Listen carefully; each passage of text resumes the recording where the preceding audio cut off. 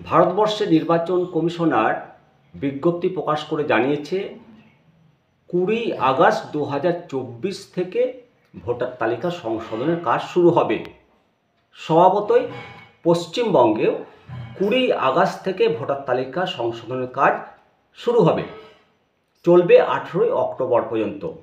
BLO এরা বাড়ি বাড়ি যাবেন এবং ভোটার তালিকাগুলো খতিয়ে দেখবেন। বিজ্ঞপ্তি প্রকাশ করে নির্বাচন কমিশন জানিয়ে দিয়েছে যে 29 অক্টোবর খসড়া ভোটার তালিকা প্রকাশিত হবে। তারপর দাবি বা আপত্তি যেগুলো জানানো হয় সেগুলো 29 নভেম্বর পর্যন্ত সময় আছে। 24 ডিসেম্বরের মধ্যে সব দাবি এবং আপত্তির নিষ্পত্তি করতে হবে। চূড়ান্ত ভোটার তালিকা প্রকাশ হবে আগামী 6 জানুয়ারি 2025।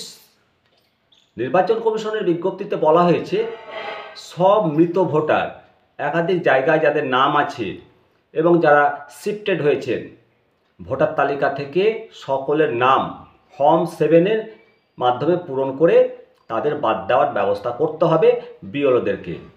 ভোট গ্রহণ কেন্দ্রগুলোর হাল হকিকত খতিয়ে দেখতে হবে।